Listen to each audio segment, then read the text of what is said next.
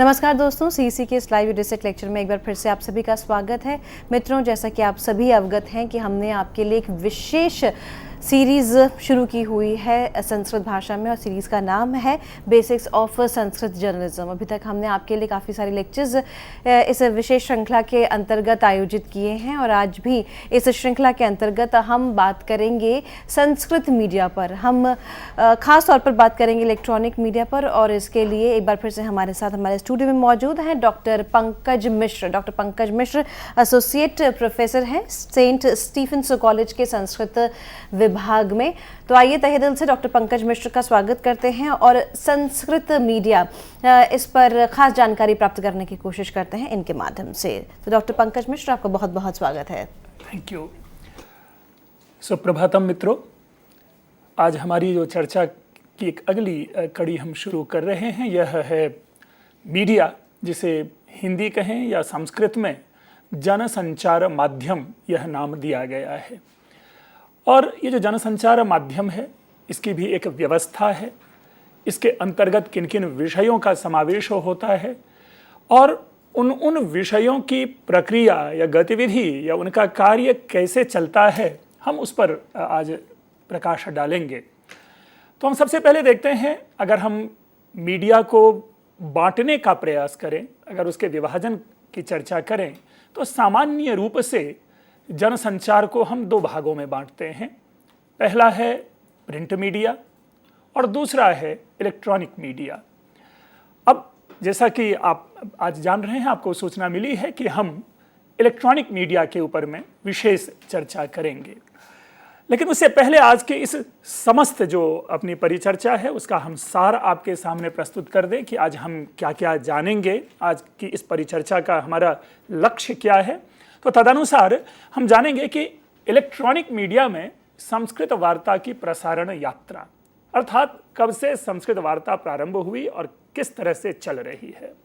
हमारा दूसरा लक्ष्य है आकाशवाणी एवं दूरदर्शन के संस्कृत वार्ताओं के स्रोत को जानना, अर्थात ये जो न्यूज़ हैं, हम कहाँ कहाँ से उन न्यूज़ को प्राप्त करते हैं।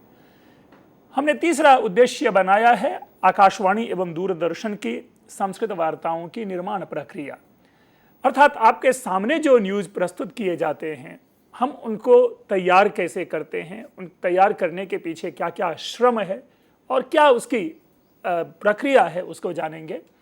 और फिर जब हम प्रसारण करते हैं, जब हमारा न्यूज़ तैयार हो जाता है और उसको हम प्रसारण करते हैं, तो प्रसारण मात्र भी इतना नहीं है कि आकर के सामने न्यूज़ पढ़ दिया जाता है, उसके पीछे भी कई सारी योजना है, तो उनको जानने की कोशिश करेंगे और इन समस्त प्रक्रिया के प्रति अपनी सावधानी क्या होनी चाहिए, हम इसको भी जानेंगे।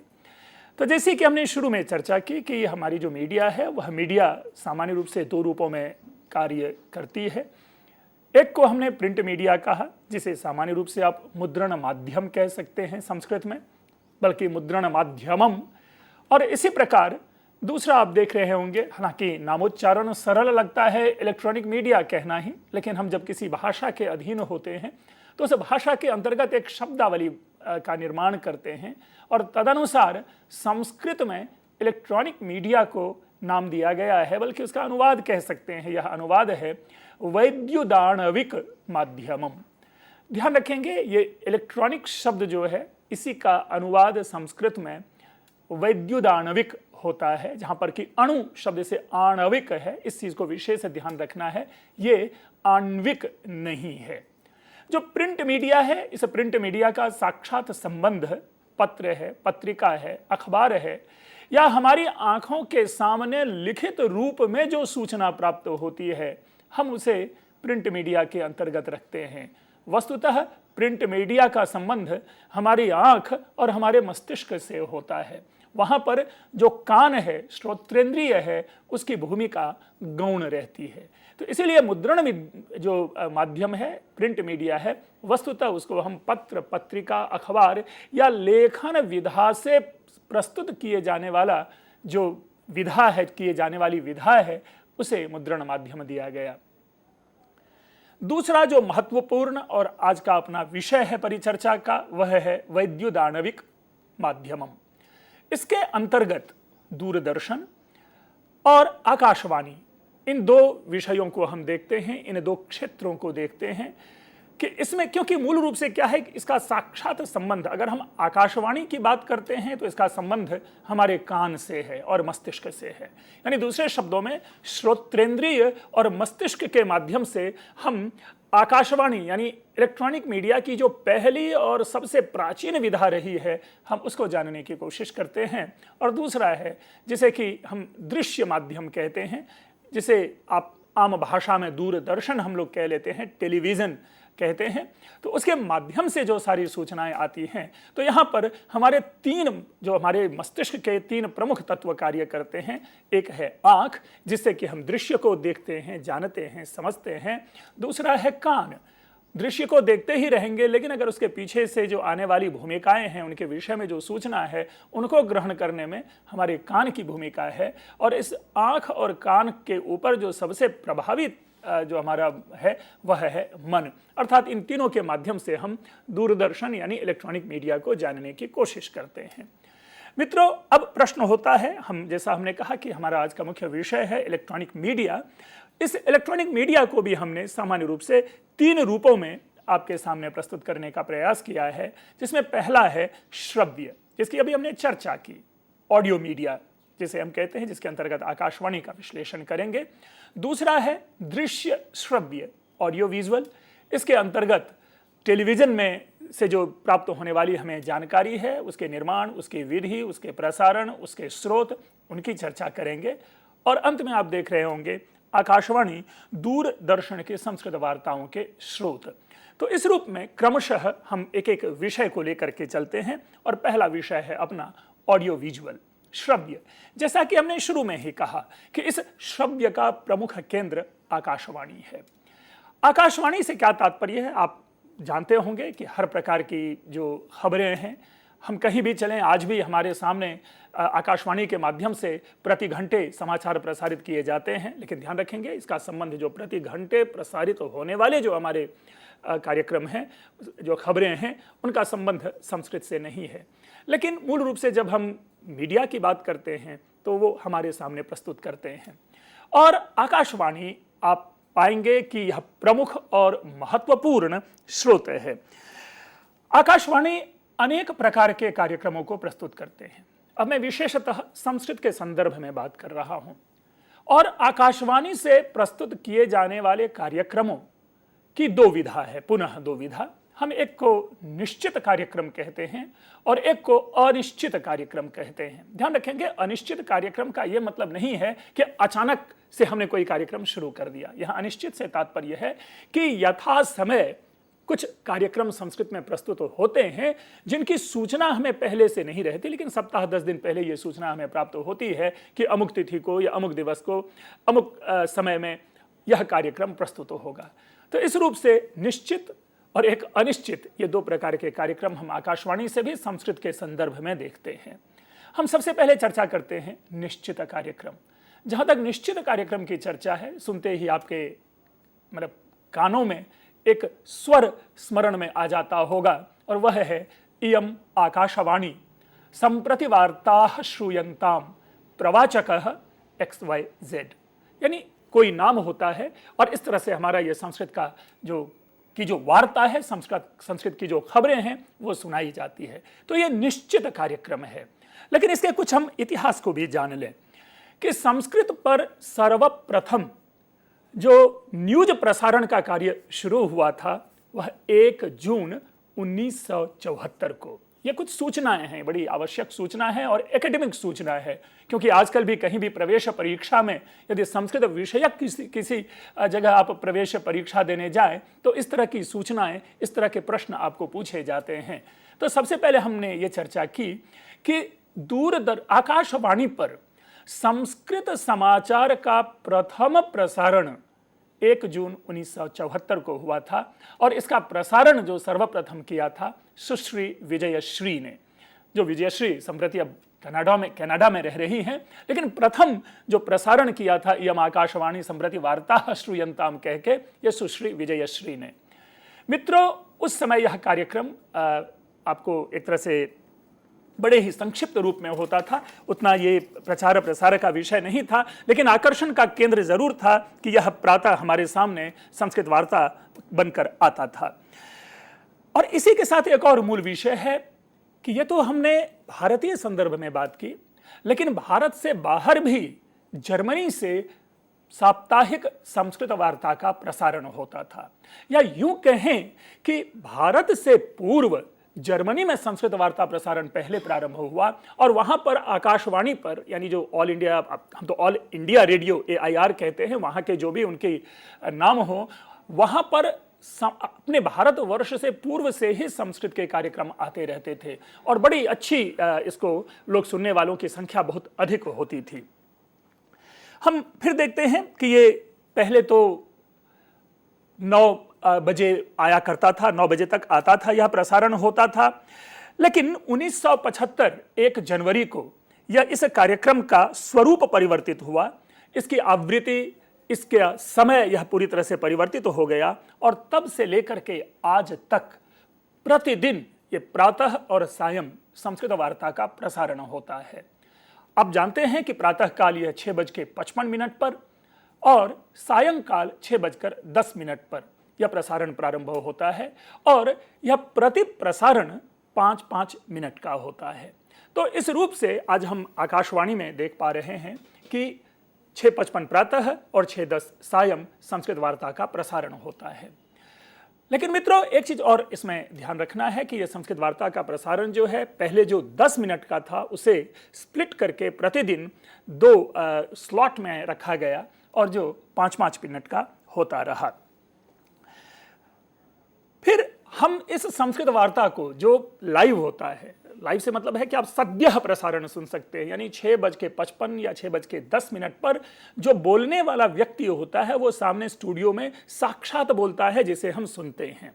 लेकिन यदि कभी किसी कारणवश हम यह प्रसारण नहीं सुन पाते हैं तो इस प्रसारण को हम इंटरनेट से भी जान सकते हैं और वहां पर www.newsonair.com हम इस पर जाकर के, जहां पर कि लैंग्वेज बुलेटिन का राइट हैंड साइड में आप देखेंगे पृष्ठ पर लैंग्वेज बुलेटिन है, उसी लैंग्वेज बुलेटिन पे 14वां क्रम है संस्कृत का, तो वहां पर क्लिक करके आप वही प्रसारण पुनः सुन सकते हैं। खास करके ऐसे व्यक्ति जो कि संस्कृत लिखना, संस्कृत जानना, संस्कृत में अपना प्रवेश चाहते हैं, ऐसे लाभार्थियों के लिए हम समझते हैं कि ये जो www.newsonair.com है ये बहुत ही लाभदायक होता है और उसके माध्यम से आप संस्कृत के वाक्यों का निर्माण सीख सकते हैं या किसी भी सूचनाओं की अभिव्यक्ति किस प्रकार की जा रही है, की जा सकती है, की जानी चाहिए, उसके लिए यह बहुत ही आवश्यक है। इसी प्रकार हम आगे ये भी देखते हैं कि संस्कृत वार्ता जो है इसके अतिरिक्त अन्य भी 1-2 नियत कार्यक्रम हैं, लेकिन वो जो नियत कार्यक्रम होता है वह केवल संस्कृत मात्र के लिए नहीं है। जैसे गणतंत्र दिवस है या स्वतंत्रता दिवस है या कोई विशिष्ट दिवस है, तो उन दिवसों के अवसर पर आकाशवाणी बहुधा कवि सम्मेलन करवाते हैं। तो कवि सम्मेलन तो नियत कार्यक्रम हुआ, लेकिन उस नियत कार्यक्रम के अंतर्गत चूंकि एक भाषा, कई भाषाओं में ये कवि सम्मेलन होता है, जितनी भी भाषाएं हैं उन भाषा के कवि को आमंत्रित किया जाता है, तो उसके अंतर्गत संस्कृत भाषा भी है जिसके कवि अपनी कविता का पाठ करते हैं। तो इस रूप से यद्यपि हम स्पष्ट रूपेण कहें तो नियत कार्यक्रम एक ही है जो कि संस्कृत को डेडिकेटेड है और वह है न्यूज। लेकिन इसके साथ जो दूसरे नियत कार्यक्रम जिसकी सूचना हमने एक तार्किक रूप में प्रस्तुत करने की कोशिश की, वह है कुछ विशिष्ट दिवस पर प्रसारित किए जाने वाले कुछ विशिष्ट कार्यक्रम जिसके अंतर्गत संस्कृत को भी स्थान प्राप्त होता है। अब इसके बाद हम कुछ अनियत कार्यक्रम की चर्चा करें। अब ये अनियत कार्यक्रम क्या होते हैं? इसके अंतर्गत नाटक है या इसके अंतर्गत कथावाचन है, इसके अंतर्गत कभी कभी जो प्रतिस्पर्धाएं होती है, छात्रों के लिए प्रतियोगिताएं होती है, तो उनको भी धारावाहिक रूप में संस्कृत में प्रसारित किया जाता है। जैसे अगर हम ये कहें कि आप पाएंगे कि पंडित राजीयम एक बहुत ही प्रसिद्ध ये रूपक है और पंडित राजीयम का प्रसारण हुआ, धर्मचक्र प्रवर्तन का प्रसारण हुआ, यह भी एक रूपक है। यास्यत्यद्य शकुंतला मोक्षमूलर वैदुष्यम, आषाढ़स्य प्रथम दिवसे, ऐसे कई संस्कृत के आधुनिक रूपक बनाए गए और जिन रूपकों का प्रसारण हुआ। इसके साथ ही कई ऐसे शास्त्रीय नाटक हैं जिसमें भगवद जुकियम है, कर्णभारम है आदि ऐसे कई नाटक हैं जिन नाटकों का पहले एक नियत रूप में प्रसारण होता था, एक महीने में या 2 महीने में इन नाटकों का प्रसारण होता था। तो इस तरह से ये कुछ अनियत कार्यक्रम होते थे।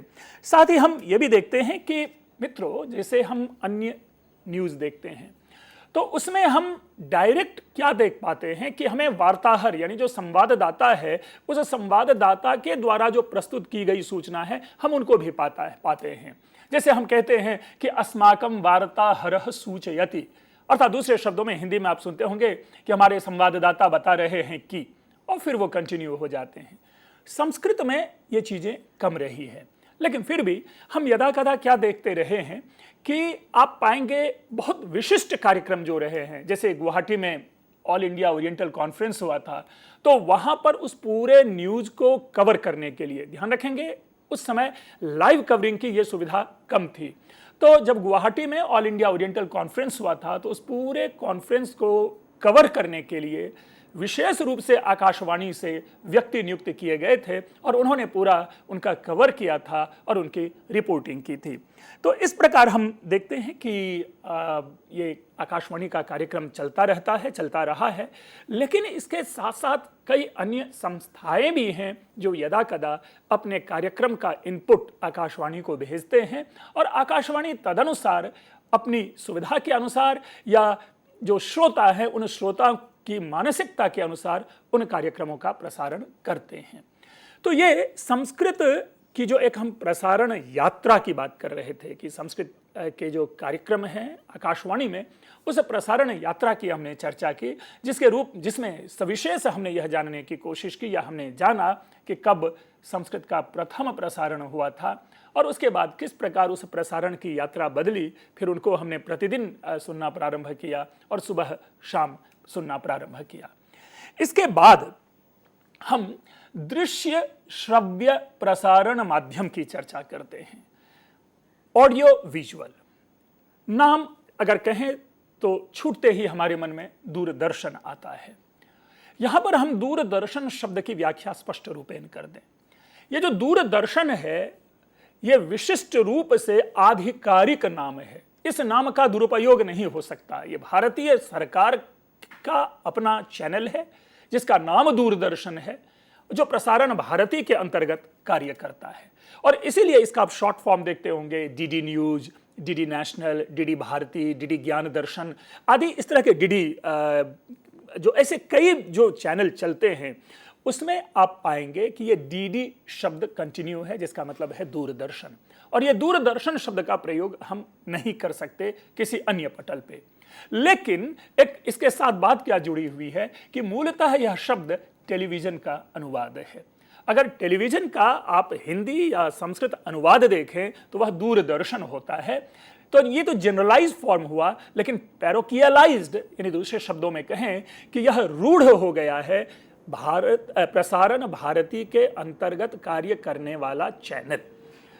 तो यहां पर जब भी हम दूरदर्शन की चर्चा करेंगे तो प्रसारण भारती के अंतर्गत जो है हम उसकी चर्चा लेंगे। अन्यथा अन्य जितने भी चैनल आज हमें उपलब्ध होते हैं, जिन विभिन्न चैनलों पर भी यदा कदा संस्कृत के कार्यक्रम हमें देखने का मौका मिलता है, उनको उन चैनल के नाम से जाना जाता है। आप जानते हैं, बखूबी जानते हैं, ये विशिष्ट व्याख्या की आवश्यकता नहीं है कि हर चैनल का अपना विशिष्ट नाम है। ठीक उसी तरह प्रसारण भारती के अंतर्गत कार्य करने वाले चैनल के अपने विशिष्ट नाम हैं और आश्चर्य ये है कि जितने भी रेगुलर चैनल हैं उन सारे चैनल्स का संबंध संस्कृत के कार्यक्रम और संस्कृत की सूचनाओं से है। हम इसमें भी देखते हैं कि दूरदर्शन चैनल के विषय में थोड़ा सा जान लें कि दूरदर्शन पे जो प्रथम प्रसारण है वह 21 अगस्त 1994, 21 अगस्त 1994 को संस्कृत का प्रथम जो संस्कृत वार्ता का प्रसारण है यह दूरदर्शन से हुआ था, यानी आज से लगभग 22 वर्ष पहले। और आज आप देखेंगे कि यह अपने परिपक्व अवस्था में दूरदर्शन पर संस्कृत का यह प्रसारण बिना किसी रोक के लगातार आता जा रहा है। इसके बाद एक और सूचना हम आपसे शेयर करना चाहेंगे कि खबर के अतिरिक्त, वार्ता के अतिरिक्त दूरदर्शन पर जो संस्कृत का प्रथम कार्यक्रम था वह सोम प्रभा विवाह नामक नाटक था, जिस नाटक का प्रसारण था। इसके बाद कई अन्य प्रसारण भी हुए जिसकी चर्चा हम बाद में करेंगे।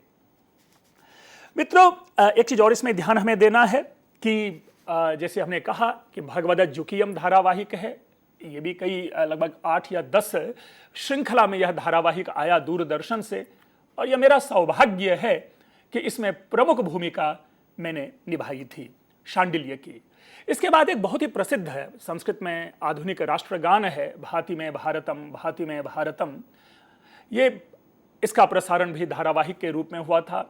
पद्मश्री आचार्य रमाकांत शुक्ल जी के द्वारा रचित यह भाति में भारतम कई वर्षों तक चलता रहा।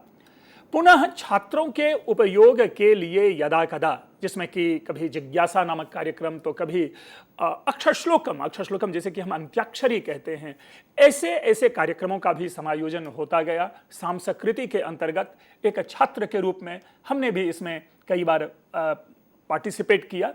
तो ये कार्यक्रम आते रहते हैं। एक चीज और यहां पर मैं स्पष्ट कर दूं, मूल विषय तो अपना पत्रकारिता है, लेकिन पत्रकारिता का केवल इतना मात्र अर्थ ग्रहण नहीं होना चाहिए कि जो हमें सूचना दे घटनाओं की, नहीं, बल्कि पत्रकारिता एक बड़ा ही व्यापक शब्द है जिसके अंतर्गत ज्ञान की सारी विधाएं आज समाविष्ट हैं। इसलिए इन सारी विधाओं को भी, क्योंकि यह भी एक कार्यक्रम है जिसकी प्रस्तुति करने वाले पत्रकार जगत के ही लोग होते हैं, उसी जगह से अनुभव प्राप्त व्यक्ति उनकी पैकेजिंग करते हैं और उनकी प्रस्तुति करते हैं। तो इसलिए इन विषयों को भी जानना हमारे लिए आवश्यक है कि संस्कृत से संबद्ध विभिन्न कह सकते हैं चैनल्स पे किस रूप में संस्कृत को प्रस्तुत किया जा रहा है। फिर है, आपने कई सारा ये नाम सुना होगा, खास करके संस्कृत में भी मूवीज बनती हैं, संस्कृत में भी चलचित्र है, सिनेमा है, और आदि शंकराचार्य यह प्रथम संस्कृत चलचित्र था जिनका प्रसारण आप पाते हैं कि कई बार हो चुका है दूरदर्शन पर। इसी प्रकार एक दूसरी संस्कृत मूवी आई थी श्रीमद् भगवद गीता, जिसमें द्रौपदी की भूमिका नीना गुप्ता ने निभाई थी, तो वो उसका भी प्रसारण यदा कदा होता रहा है और यदा कदा होता रहता है यथा अवसर। लेकिन इसके पीछे एक और चीज हमें जानना बहुत जरूरी है कि जब ये संस्कृत वार्ता का प्रसारण हुआ तो संस्कृत वार्ता वो किस दिवस प्रसारण हुआ था। हम लोग सभी जानते हैं श्रावणी पूर्णिमा। मैं यहाँ पर श्रावणी पूर्णिमा इसलिए सविशेष बता रहा हूं कि भारतीय परंपरा में जो तिथि यानी डेट्स जो हम यूज करते रहे हैं वह इसी रूप में कि फाल्गुन, चैत, बैसाख और उसमें भी फिर प्रथमा, द्वितीया, तृतीया। तो इसी क्रम में श्रावणी पूर्णिमा, और ये श्रावणी पूर्णिमा का इंग्लिश कैलेंडर के हिसाब से एक निश्चित तिथि नहीं है, यह बदलती रहती है। लेकिन एक चीज जरूर है कि श्रावणी पूर्णिमा के नाम श्रवण मात्र से ही एक विशिष्ट पर्व की ओर अपना ध्यान जाता है, और वह है रक्षाबंधन। तो रक्षाबंधन के दिन हम इस श्रावणी पूर्णिमा के दिन, जो कि संस्कृत दिवस के रूप में भी मनाया जाता है, हम हमारे दूरदर्शन पर संस्कृत की वार्ता का प्रथम प्रसारण हुआ था। तो यह भी एक जिज्ञासा का विषय है।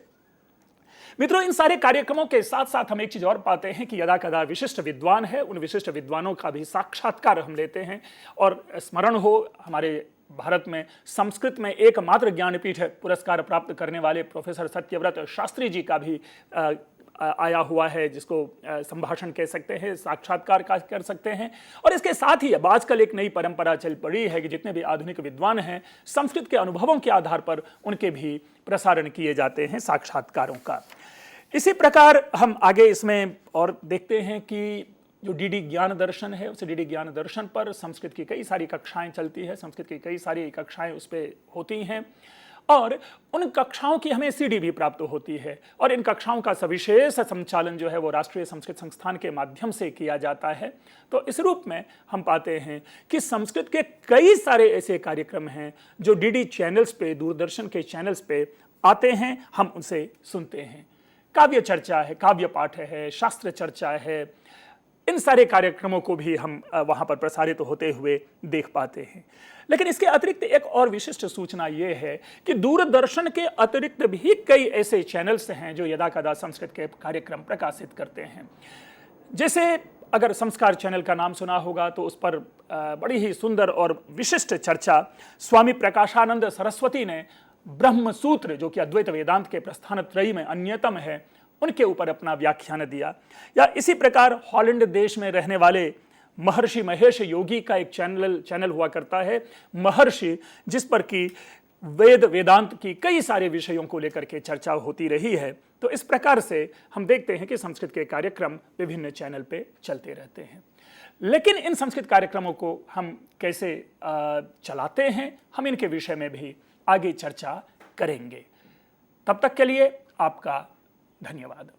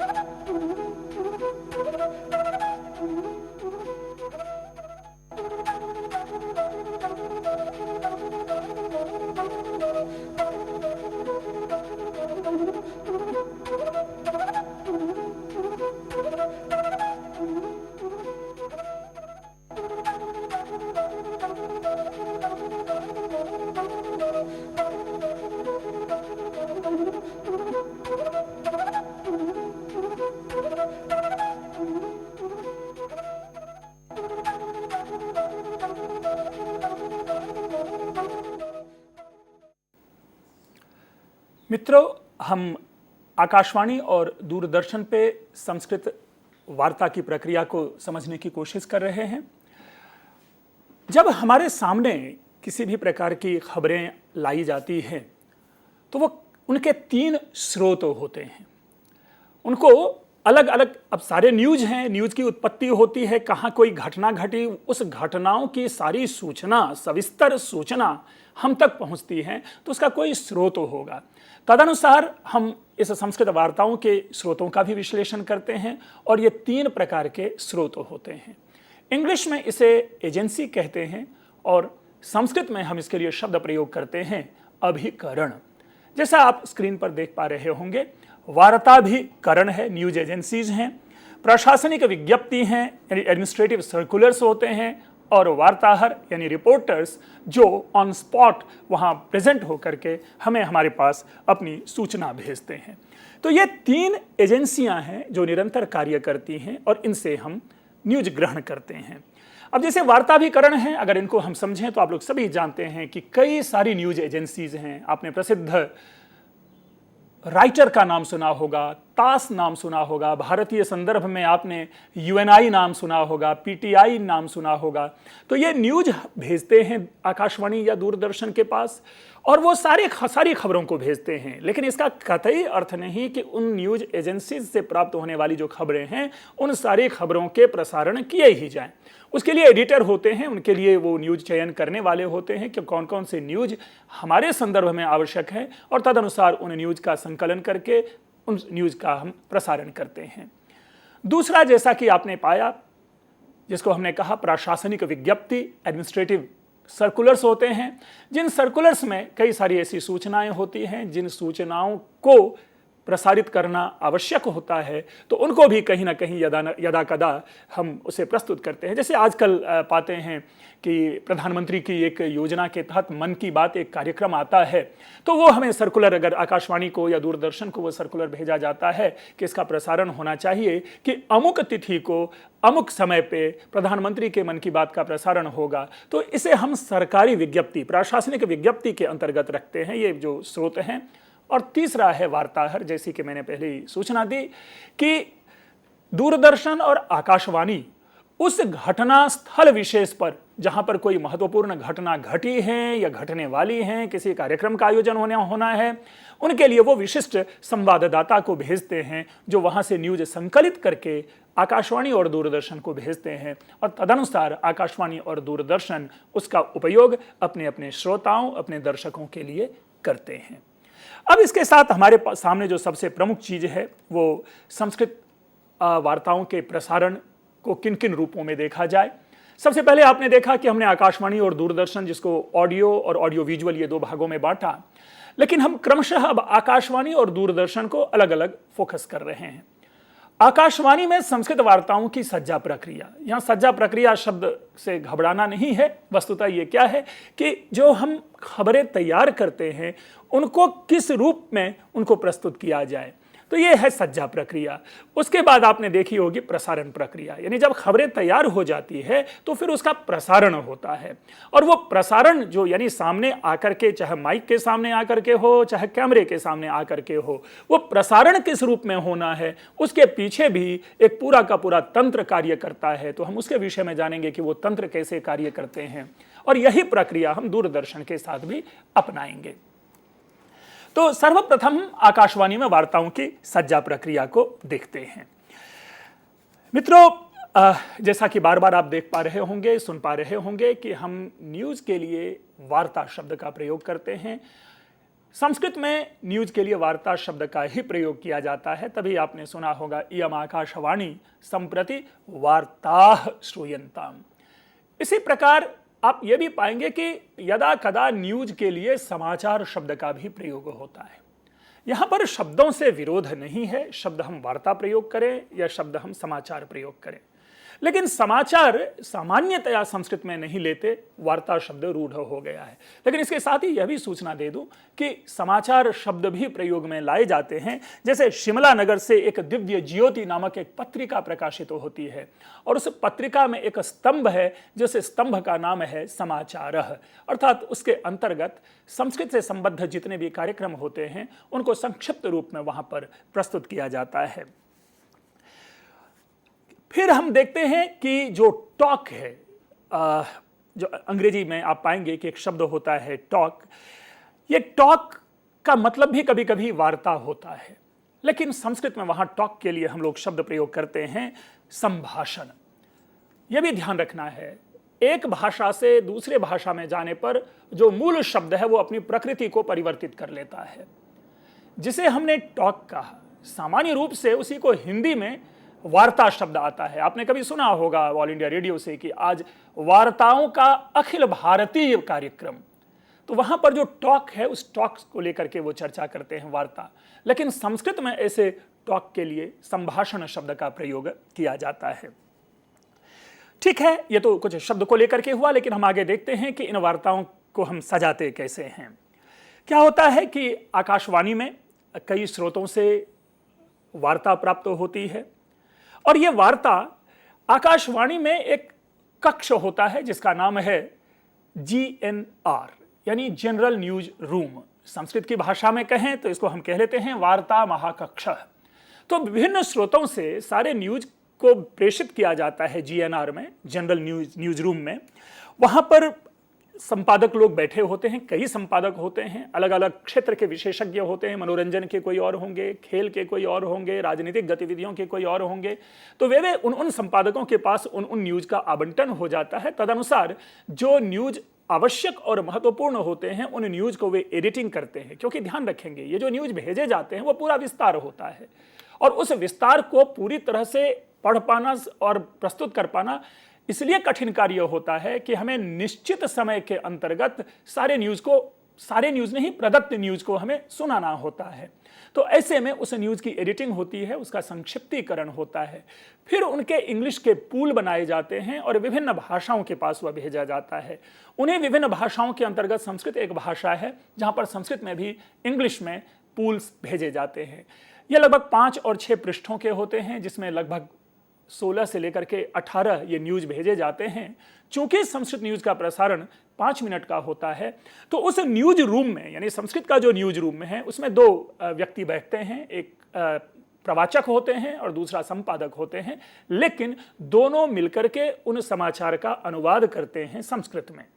अब वो अनुवाद करके वहां पर भी एडिटिंग होती है, क्योंकि अगर कोई विस्तृत न्यूज है, पूल सारी भाषाओं के पास भेजा जाना है। किसी भाषा की समयावधि 10 मिनट की होती है, संस्कृत की समयावधि 5 मिनट की है। तो जो 10 मिनट वाले हैं वो अपने समय के अनुकूल उनकी एडिटिंग करते हैं, और जो 5 मिनट वाले होते हैं वो अपने समय के अनुकूल एडिटिंग करते हैं। और उन्हीं में से लगभग 5 मिनट के अंतर्गत 6 से 8 न्यूज का वाचन करना होता है। तो ऐसे वाचन के क्रम में वो समाचार पूरी तरह से अनुवाद किया जाता है। मित्रों, अनुवाद को लेकर के सविशेष एक बात बतानी जरूरी होती है कि ऐसे क्षण में समस्याएं उत्पन्न होती है। कई सारे ऐसे शब्द होते हैं जो शब्द संस्कृत में प्रचलित नहीं है। फॉर एग्जाम्पल, आपने apartments, shopping mall, video conferencing, अब ऐसे शब्द संस्कृत में नहीं है। अब इनके लिए शब्द निर्माण करना, शब्द निर्माण किया जाना कठिनाई का विषय है, क्योंकि ये डिक्शनरी में भी ये शब्द उपलब्ध नहीं होते। तो उसी समय, उसी क्षण अगर विशेषज्ञ हैं तो वो स्वयं शब्द का निर्माण कर लेते हैं, अन्यथा कहीं फोन करके किसी विशेषज्ञ से उस विषय पर टिप्पणी विचार करके उन शब्दों का अनुवाद होता है, और तदनुसार हम अनुवाद कार्य को आगे बढ़ाते हैं। इस अनुवाद से रिलेटेड मुझे 2 कहानी सुनानी है कि एक बार सिएटल की चर्चा आई। आप लोग सभी जानते हैं कि सिएटल अमेरिका में एक जगह है, वॉशिंगटन में, जो कि उत्तर पश्चिम तट पे स्थित जगह है। यहाँ पर WTO का कोई मीटिंग होना था और वो न्यूज़ संस्कृत न्यूज़ में भेजा गया। अब वहाँ पर कठिनाई ये आ गई कि संस्कृत के जो विशेषज्ञ हैं वो तो संस्कृत के महारथी हैं ही, प्रवीण हैं ही, लेकिन बाह्य खबरों की सूचना कम होने के कारण सिएटल शब्द को वो समझ नहीं पाए और पूरी डिक्शनरी पलट डाली और वो शब्द का अनुवाद ढूंढते रहे। तो यहाँ पर अनुवाद के क्रम में हमें ये जानना जरूरी है कि जिस शब्द को हम जान रहे हैं उस शब्द के विषय में भी हमें जानकारी होनी चाहिए। इसलिए खास करके जो संस्कृत पत्रकारिता है, उस संस्कृत पत्रकारिता के लिए इंग्लिश का सामान्य ज्ञान होना आवश्यक है। अन्यथा फिर वही घटना घट जाती है कि यदि किसी वर्ष किसी को नोबेल प्राइज मिलता है तो जो संस्कृत के अनुवादक हैं वो नोबेल का भी अनुवाद कर देते हैं और नोबेल प्राइज की जगह पर वे सूची पारितोषिक कह बैठते हैं, जो दुखद है, क्योंकि व्यक्तिवाचक संज्ञाओं का अनुवाद नहीं होता।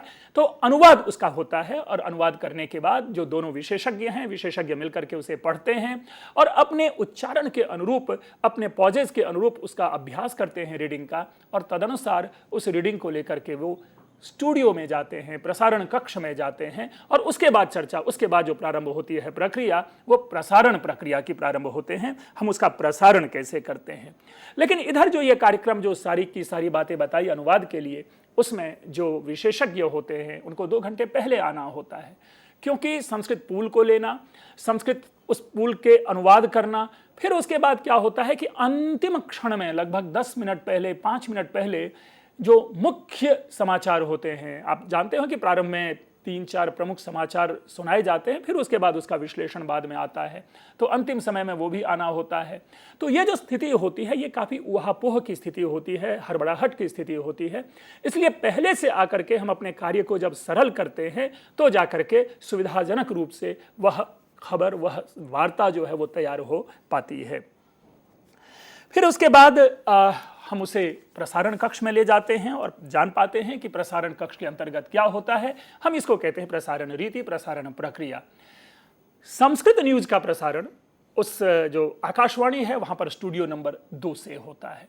कभी कभी ऐसी स्थिति में क्या होती है कि अचानक कोई विशिष्ट कार्यक्रम या टेक्निकल कुछ गड़बड़ी आ जाती है, तो अंतिम क्षण में स्टूडियो परिवर्तित करना भी होता है। तो ऐसे जो 2 संस्कृत विशेषज्ञ या कोई भाषा विशेषज्ञ होते हैं तो अपने को पूरी तरह से वे सावधान रखते हैं कि अंतिम समय में कहीं दूसरे स्टूडियो में हमें जल्दी में ना जाना पड़े। अस्तु, अब ये देखते हैं कि ये प्रसारण प्रक्रिया है क्या, हम उसको ले। मित्रों, जो प्रसारण कक्ष होता है वो शब्दानुकूलित होता है। आपने आज तक शब्द सुना होगा वातानुकूलित, लेकिन यह शब्द है शब्दानुकूलित। संस्कृत में जो साउंड प्रूफ कमरा है उसको शब्दानुकूलित कहते हैं, अर्थात ना तो उस कमरे में कहीं बाहर से शब्द सुनाई पड़ना चाहिए और ना ही इस कक्ष का जो शब्द है, इस कक्ष की जो ध्वनि है वह बाहर जानी चाहिए। तो इसलिए ये साउंड प्रूफ कमरे हैं, उसमें उसका जाया जाता है, स्टूडियो से प्रसारण होता है। वहाँ पर प्रवाचक अपने निश्चित स्थान पर जाकर के बैठते हैं और सामने माइक है, जिस माइक के लिए संस्कृत में यद्यपि अनुवाद अगर ले तो वो ध्वनि प्रापक यंत्र कहते हैं, लेकिन हमें इस कृत्रिम अनुवाद पे अभी ना जाकर के केवल मैं माइक शब्द प्रयोग कर रहा हूं, उसी को देखें। और अगर भाषा की स्वतंत्रता देखें तो क्यों ना हम अगर दूसरे भाषा के कुछ शब्दों को प्रयोग में ले आएं जो लोगों को ग्राह्य हो, तो उसमें कोई कठिनाई नहीं होनी चाहिए। इसलिए अभी मैं ध्वनि प्रापक यंत्र प्रयोग ना करके हम माइक शब्द का प्रयोग कर रहे हैं। यहां पर उस कमरे में एक घड़ी होती है, वो प्लैटिनम घड़ी होती है। मित्रों, ये एक ऐसी घड़ी है, मैं समझता हूं कि जिसमें सर्वाधिक शुद्ध समय, अर्थात सेकंड के भी 100वें हिस्से की दृष्टि से अगर देखें तो यह निश्चित समय को देने वाला होता है। और दूसरे समय में हम लोग मुहावरे में भी प्रयोग करते हैं कि रेडियो से घड़ी मिलाना, तो ये वही घड़ी होती है जो निश्चित समय देता है। और उसी घड़ी से भारतीय समय हम कहें कि नियंत्रित होता है। तो वो घड़ी सामने होती है। उसके बाद दाहिनी ओर जो कमरा होता है उसके ऊपर एक रेड लाइट, जिसे कि आप रक्त प्रदीप कह लें संस्कृत में, वो रेड लाइट होता है। और वो रेड लाइट ऑन होते ही 2 या 3 विशिष्ट सूचना स्वयमेव हम ग्रहण कर लेते हैं कि अब हम तैयार हैं न्यूज़ पढ़ने के लिए। किसी भी प्रकार का दरवाजे का खुलना या आना जाना नहीं होगा, आवागमन बंद होगा और बाहर से भी आने वाले जो है वो भीतर नहीं आएंगे। और तदनुसार जो साथ में एक संपादक होते हैं और एक प्रवाचक होते हैं, संपादक उन्हें इशारा करते हैं और वो न्यूज वाचन प्रारंभ करते हैं, वार्ताओं का वाचन प्रारंभ करते हैं। और ये 18 सेकंड पूर्व, ध्यान रखेंगे ये कोई शास्त्रीय नियम नहीं है 18 सेकंड, हम अपनी सुविधा से इसे 15 और 10 सेकंड भी बना सकते हैं। लेकिन सामान्यतया ये एक सावधानी का विषय है कि हम प्रयास करते हैं कि 18 सेकंड पूर्व संपादक प्रवाचक को सूचना देते हैं कि अब आपको कार्यक्रम खत्म करना है। तो वो कार्यक्रम इतिवार्ताः कह करके खत्म करते हैं। कभी कभी आपने पाया होगा कि ये इतिवार्ताः शब्द नहीं सुनाई पड़ते। उसके पीछे कारण ही यही है कि ये सारा का सारा सिस्टम जो है ये ऑटोमेटिक है कि अगर आपने समय की सीमा का उल्लंघन किया तो जो शब्द या जो सूचना आप दे रहे हैं वो कट जाता है और बाहर के जो श्रोता हैं उनको वो नहीं सुनाई पड़ते। और तब कभी कभी हमें ये सूचना प्रबोधन पत्र मिलता है कि आपने टाइम का अतिक्रमण क्यों किया। तो ये एक प्रक्रिया हुई जिसमें हम पुनः इसको समझ लें कि जीएनआर से न्यूज भेजा जाता है, न्यूज का सज्जीकरण किया गया, उसको लेकर के प्रवाचक और सहयोगी जो संपादक होते हैं वो न्यूज कक्ष में जाते हैं और वहाँ से वार्ताओं का प्रसारण करते हैं अपने बलाघात के अनुसार, अपने शब्दोच्चारण के अनुसार। और वहीं पे पाया जाता है कि जो पटु जो प्रवाचक होते हैं, जो निपुण और कुशल प्रवाचक होते हैं, वो भावों के अनुरूप शब्दों को बांध करके हमारे सामने उस समाचार का विश्लेषण करते हैं। लेकिन इसमें एक और सावधानी है जिसे समझना बहुत जरूरी है। चूंकि ये प्रसारण लाइव होते हैं, सद्यः उसी समय होता है, तो कभी कभी अंतिम क्षण में कुछ विशिष्ट समाचार का भी समावेश करना होता है हमें। तो ऐसे समय में यदि कोई सूचना आती है, खास करके जो क्रीडा है, क्रिकेट है या फुटबॉल है या टेनिस है, उस समय अगर अचानक किसी भारतीय की जीत होती है या कितने रन बने हैं तो इनकी सूचना अचानक भेजी जाती है, तो वहाँ जो संपादक है वो तत्क्षण ही अनुवाद करके प्रवाचक को बढ़ाते हैं और वे पढ़ते हैं। तो ये उस समय की हमें लगता है बहुत ही सरल होता है, लेकिन उस समय की जो त्वरा है, उस समय की जो शीघ्रता है, वो पूरी तरह से व्यक्ति को बांधे रहता है। तो इसलिए इसमें प्रसारण और सज्जा दोनों में सर्वाधिक प्रमुख चीज जो है वह सावधानी है। और आपने देखा होगा कि जब मैंने चर्चा शुरू की थी तो चतुर्थ बिंदु हमने सावधानी रखा था और यह सावधानी समवेत साथ चलती रहेगी। इसके बाद हम दूरदर्शन पे जो वार्ता है उसकी चर्चा करते हैं। उनकी भी सज्जा प्रक्रिया है, यद्यपि बहुत अधिक अंतर नहीं है, लेकिन अधिकारी वर्ग के माध्यम से अगर देखें तो ये थोड़ा सा इसमें अंतर आता है, क्योंकि इसमें आप पाएंगे कि जितने भी स्रोत हैं वे सारे के सारे स्रोत भेजते हैं न्यूज, और ये इसका प्रसारण जो होता है वो दूरदर्शन भवन से होता है। वहाँ पर एक न्यूज रूम है, बहुत ही विशाल न्यूज रूम है। न्यूज रूम से हमें कन्फ्यूजन नहीं करना है, वो स्टूडियो नहीं है, वो न्यूज रूम है। उस न्यूज रूम में हम पाते हैं कि कई सारे संपादक, जिस तरह की अभी आकाशवाणी के संदर्भ में बात की, हिंदी और अंग्रेजी भाषा में अलग अलग जगह से, अलग अलग माध्यम से, अलग अलग स्रोत से वो न्यूज ग्रहण करते हैं और तदनुसार वो न्यूज को आगे बढ़ाते हैं। वहाँ जो बैठे रहते हैं संपादक, उन सारे संपादकों के ऊपर एक सबसे बड़ा संपादक होता है जिसे हम प्रमुख वार्ता संपादक कहते हैं, एडिटर इन चीफ। वे इन सारी चीज़ों का नियंत्रण करते हैं और जो संस्कृत के जो एकांश हैं उस संस्कृत एकांश के पास वो भेजते हैं, अंग्रेजी में, इंग्लिश में वो खबरों को भेजते हैं। यद्यपि अब आज सुविधा आ गई है, अब हिंदी में भी खबरें प्राप्त होने लगी है, लेकिन सामान्य रूप से हमें मान करके चलना चाहिए कि दायित्व तो है वो अंग्रेजी में ही न्यूज भेजते हैं, और उन न्यूज़ों का फिर जो संपादक बैठे होते हैं वहाँ पर, जो एडिटर इन चीफ है, वो निर्देश देते हैं कि किस न्यूज़ को पहले रखना है। मित्रों, आप ये भी जानते होंगे प्रतिदिन के न्यूज़ श्रवण और दर्शन से कि इन न्यूज़ के एक क्रम होते हैं। हम लांघते नहीं न्यूज़ बोलने में, यानी यदि अन्यथा बहुत ही शुभ सूचना हो तभी हम न्यूज के क्रम का अतिक्रमण करते हैं, अन्यथा एक विशिष्ट क्रम होता है। जैसे पहले हम राजनीतिक खबरें लेते हैं, फिर हम आते हैं कोई जिसको कह सकते हैं दुखद या सुखद, इस तरह की सूचना लेते हैं, और बाद में आके क्रीड़ा और मनोरंजन जगत से लेते हैं। लेकिन कभी कभी जैसे अगर इंडिया ने वर्ल्ड कप जीता तो उस दिन अगर कोई विशिष्ट भिन्न बातें ना घटी हो तो हम उस खबर को पहले रखते हैं। लेकिन ये सारा का सारा जो दायित्व होता है, इसका जो निर्णय है वो एडिटर इन चीफ लेते हैं, और वही उनके क्रम का निर्धारण करते हैं, वही मुख्य समाचार का निर्धारण करके हमारे पास भेजते हैं। जो भेजे जाने वाली खबरें हैं उसे रन डाउन कहा जाता है इंग्लिश में। इसके लिए कोई अनुवाद शब्द भी प्रस्तुत कर पाना कठिन है।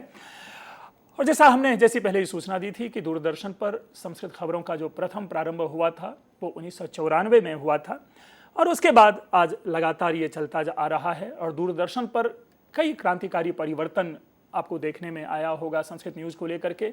यहाँ पर प्रतिदिन प्रातः केवल 6:55 पे 5 मिनट का संस्कृत वार्ता कार्यक्रम आता है।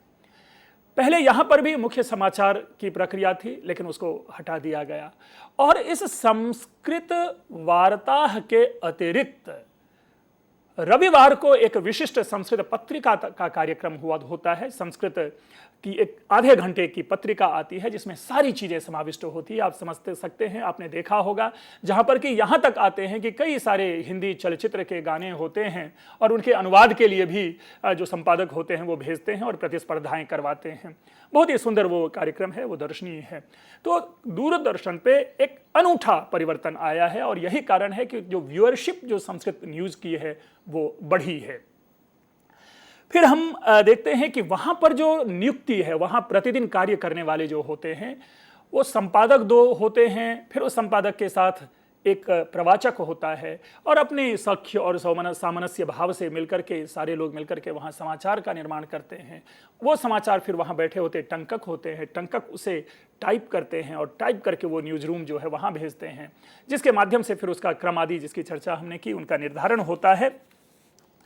और इनमें एक विशेष रूप से बात देखनी है कि ये पूरा का पूरा प्रसारण न्यूज प्रोड्यूसर के अंतर्गत है। हम जैसे समाचार संपादक ना कह के समाचार, वैसे प्रोड्यूसर शब्द ही अपने आप में पर्याप्त है, और इसका संस्कृत अनुवादक अगर करें तो वो प्रस्तोता के रूप में करते हैं, आवश्यक नहीं है यहाँ संस्कृत अनुवाद।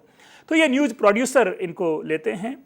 फिर जो मूल विषय आता है कि एक सबसे प्रमुख कार्य यह है दूरदर्शन के पीछे कि आप पाते हैं कि जब भी कोई समाचार दिया जाता है तो उसके साथ साथ उन दृश्यों का भी संबंध होता है। तो जितने समाचारों का संकलन किया, जो अनुवाद हुए, उस अनुवाद के साथ साथ फिर दृश्य संयोजन होता है। मित्रों, एक चीज यहां पर और स्पष्ट रूप से ध्यान हमें देना है, 2 तरह की बातें होती है। जिस खबर में दृश्य ना दिखाया जाए दूरदर्शन पे, उसे ड्राई न्यूज कहते हैं, और ये बहुत कम, क्योंकि दूरदर्शन जो है दृश्य जगत है, इसलिए ड्राई न्यूज़ की संभावना बहुत कम रह जाती है। लेकिन एक चीज़ और इसमें विशिष्ट जो सूचना वह है कि जो प्रस्तोता होते, जो प्रवाचक होते हैं, वे तो न्यूज़ लाइव पढ़ते हैं, लेकिन उसके पीछे जो आने वाले दृश्य होते हैं वे लाइव नहीं होते, बल्कि वो विभिन्न एजेंसियों के द्वारा जो भेजी गई सूचनाएं और भेजे गए दृश्य हैं, उन दृश्य को वहाँ पर पेस्ट कहें या पोस्ट कहें किया जाता है, और तदनुसार उस समाचार से संगति बिठा करके वह न्यूज हमारे पास आता है। तो अगर दूरदर्शन पर संपादक, प्रवाचक और जो स्पेशलिस्ट हैं, जो खास करके उस टेक्निकलिटी के, अगर उनका सामंजस्य नहीं होता तो कभी कभी आपने पाया होगा कि समाचार कुछ पढ़ा जा रहा है और पीछे दृश्य कुछ भी आ रहा है। इसीलिए यहाँ पर भी सावधानी है कि समाचार कक्ष में जाने से पूर्व उन न्यूज, जो सारे के सारे जो न्यूज हैं और उस न्यूज से रिलेटेड जो दृश्य हैं, उनका समायोजन और संकलन भली भांति हो जाना चाहिए, अन्यथा ये गड़बड़ियाँ उत्पन्न होती है। इसके साथ ही कई सारे इसमें बाइट्स भी होते हैं, और जो हम ध्वनि आदि यूज करते हैं वो बाइट्स के माध्यम से ध्वनि यूज करते हैं। एक और चीज़ है, आपने देखा होगा कि हॉटलाइन प्रयोग होते हैं। हॉटलाइन प्रयोग से क्या मतलब है कि जो न्यूज कक्ष में, जो स्टूडियो में जब प्रवाचक न्यूज़ दे रहा होता है, उसी समय अचानक दूर किसी जगह से वो अपने संवाददाता से बात कर रहा होता है। संस्कृत को ये सौभाग्य नहीं है। इसके पीछे सबसे बड़ा कारण यह है कि संस्कृत के जो विशेषज्ञ हैं वो साक्षात उस दृश्य को भेज पाने में, उस लाइव खबर को भेज पाने में समर्थ नहीं हो पाते, या यूं कहें कि उस दिशा में यह कार्य करने का प्रयास भी नहीं किया गया है। लेकिन ये एक संभावना है कि संस्कृत न्यूज को भी लाइव हम बना सकते हैं विभिन्न क्षेत्रों पे वार्ताहरों को भेज करके। उदाहरण के लिए एक बड़ा ही अच्छा एक सा उदाहरण है हमारे पास, वो ये है कि अहमदाबाद में जब हुआ था, एक समय इलेक्शन हुआ था गुजरात में, तो गुजरात के इलेक्शन के टाइम में उस समय जो दूरदर्शन के संवाददाता वहां पर न्यूज कवर कर रहे थे, धीरज कांकड़िया, वे संस्कृत भी जानते थे। तो उन्होंने यह सर्वप्रथम प्रयोग किया था, जो हॉटलाइन के थ्रू से उन्होंने लाइव दूरदर्शन को संस्कृत की वहां से सारी की सारी रिपोर्टिंग की थी। इसके साथ ही एक और, जो अभी हाल ही में गत वर्ष बैंकॉक में आपने पाया होगा कि वर्ल्ड संस्कृत कॉन्फ्रेंस हुआ था, तो उस वर्ल्ड संस्कृत कॉन्फ्रेंस के भी कई सारे बाइट्स, कई सारी सूचनाएं जो थी वहाँ से, जो दूरदर्शन से भेजी गई संवाददाता थी, उन्होंने लाइव उसको वहाँ से कवर किया था। तो ये एक आकर्षक है, यह एक कह सकते हैं कि चैलेंजिंग है, लेकिन संस्कृत के विशेषज्ञ को इसके लिए प्रयास करना चाहिए, इसमें उतरना चाहिए, नई योजना के अनुसार उतरना चाहिए, नए ज्ञान के साथ उतरना चाहिए, ताकि संस्कृत के इस न्यूज को और सुंदर और आकर्षक बनाया जा सके। इस संस्कृत न्यूज की सज्जा के साथ अब हम संस्कृत न्यूज रूम प्रवेश करते हैं, स्टूडियो प्रवेश करते हैं, और वहां पर देखें क्या होता है। मित्रों, आप पाते होंगे कि जो न्यूज रूम में आते हैं उनका चेहरा बहुत ही सुंदर दिखता है, बहुत ही वो है, तो इसलिए सबसे पहले ज़रूरी है प्रवाचक जो वहाँ हैं वो मेकअप रूम जाते हैं और अपने मुखमंडल की आभा को सुधारते हैं। कई सारी उनकी चीज़ें हैं जो लाइट के अनुरूप, ऐसे कुछ केमिकल्स हैं जो यूज करते हैं चेहरे पे, पाउडर हो या फाउंडेशन हो या बेस हो, वो लगवाते हैं, और वो जरूरी है, वो भी जरूरी है, उतना ही जरूरी है जितना कि न्यूज़ का निर्माण करना जरूरी है। तो वे वहाँ जाते हैं और उसको तैयार करते हैं, सज के आते हैं, और तदनुसार वहाँ बैठ करके फिर वो चेक करते हैं, और चेक करते हैं अपनी वॉइस का, और अपने जो माइक है उसका, वो लिपल है, उसको वो यूज़ करते हैं और उसको चेक करते हैं। प्रोड्यूसर वहाँ से उनसे आवाज़ लेते हैं। सामने जो टेलीप्रॉम्प्टर है जिस पर लिखी हुई बातें आती है, उस टेलीप्रॉम्प्टर पे बातें लिखी आती है, और उन्हीं बातों को लिख करके जो समाचार प्रवाचक हैं वो बोलते हैं। आपको ऐसा लगता होगा कि वो अपने मन से समाचार पढ़ रहे हैं, ऐसा नहीं होता, और ना ही ये संभव है, और अनुशासन के दृष्टि से तो यह और भी संभव नहीं है। इसलिए वही लिखी हुई बातें, सामने टेलीप्रॉम्प्टर है जिस पर ये बातें लिखी हुई आती है, स्टूडियो में बैठे हुए जो प्रवक्ता हैं, जो प्रवाचक हैं, उसको पढ़ते जाते हैं, और वो न्यूज हमारे सामने आता है, और वह न्यूज लाइव कहलाता है, और वह सजीव रूप में हमारे सामने प्रस्तुत होता है।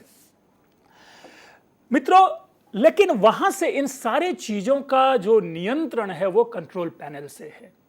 आप नीचे पाते होंगे कि जो न्यूज है, उस न्यूज का क्रक्स, उस न्यूज का सार आता रहता है, वो भी वहां से पैनल के थ्रू से जो है वो भेजा जाता है, जो नीचे आपके सामने आता रहता है।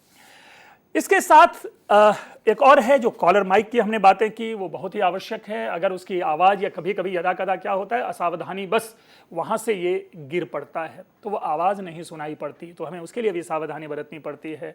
और ये सारा का सारा जिम्मा पुनः उस न्यूज रूम के जो नियंत्रक हैं, उस न्यूज रूम के नियंत्रक के जिम्मे होता है, जो इन सारी चीज़ों को वहाँ ठीक करते हैं।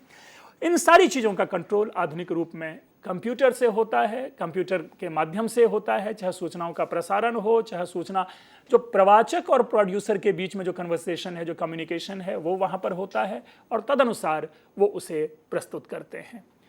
तो ये आज जो हमने देखा कि आकाशवाणी और दूरदर्शन में किस तरह से न्यूज का निर्माण होता है, किस प्रकार से न्यूज का प्रसारण होता है, इसको हमने जाना।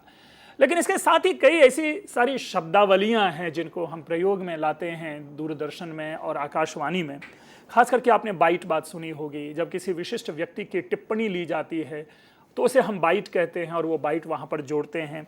हमने चर्चा की, अभी आपने जैसा कंट्रोल पैनल की बात की, तो वो कंट्रोल पैनल से सारे दिशा निर्देश दिए जाते हैं। इसके साथ ही एक और प्रमुख बात आपने सुनी, ड्राई न्यूज़। ड्राई न्यूज़ का परहेज होता है दूरदर्शन में, इससे हमें बचना चाहिए। और एक सबसे बड़ी बात इन सबके पक्ष में जो आई है वो संस्कृत संपादक की भूमिका की, कि संस्कृत संपादक आधुनिक संस्कृत ज्ञान से परिपूर्ण होने चाहिए, अन्यथा दुर्घटना घटती है। और इसके लिए हमने आपको उदाहरण दिया सिएटल का, जिसमें कि संपादक ने पूरी डिक्शनरी खंगाल डाली, लेकिन उसको सिएटल का अनुवाद नहीं मिला था।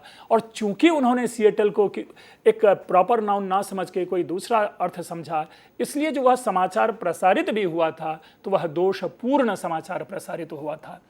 तो इस प्रकार ये आकाशवाणी और दूरदर्शन, जहाँ पर कि आज ये काफ़ी अपॉर्चुनिटीज़ हमारे युवा छात्रों को, युवा वर्गों को मिल रही है, इसकी सारी तकनीकी को जान करके हम कुशल रूप से अनुभव को प्राप्त करके पत्रकारिता के इन 2 आयामों में हम अपने को लॉन्च कर सकते हैं और इसके लिए हमें सन्नद्ध होना चाहिए। लेकिन आखिरी यही बात इस संदर्भ में रखनी चाहिए कि खास करके सामान्य जो इंग्लिश की शब्दावली है उनकी प्रकृति को समझना बहुत ही आवश्यक है।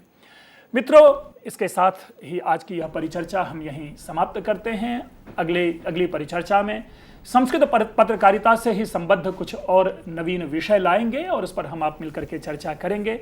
आपका बहुत बहुत धन्यवाद, कितना धैर्य से आपने साथ दिया।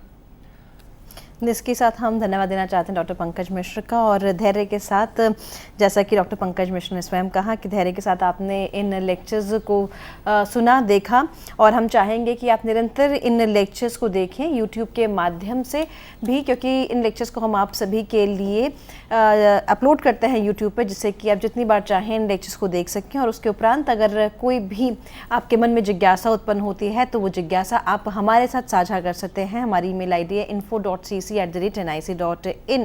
हम कोशिश करेंगे कि आपके द्वारा भेजे गए प्रश्नों का उत्तर हम स्वयं यहाँ लाइव वीडियो सेट लेक्चर्स के माध्यम से साक्षात दे सकें। जब अगली बार डॉक्टर पंकज मिश्रा हमारे स्टूडियो पहुँचें तो अपनी प्रतिक्रियाएं, अपने सुझाव हमारे साथ साझा करते रहें। आपसे जल्द मुलाकात होगी और बेसिक्स ऑफ संस्कृत जर्नलिज्म इस श्रृंखला के अंतर्गत हम और जानकारी प्राप्त करने की कोशिश करेंगे डॉक्टर पंकज मिश्र से। तब तक के लिए आप सभी को हम धन्यवाद देना चाहेंगे। डॉक्टर मिश्र, आपका भी बहुत बहुत धन्यवाद।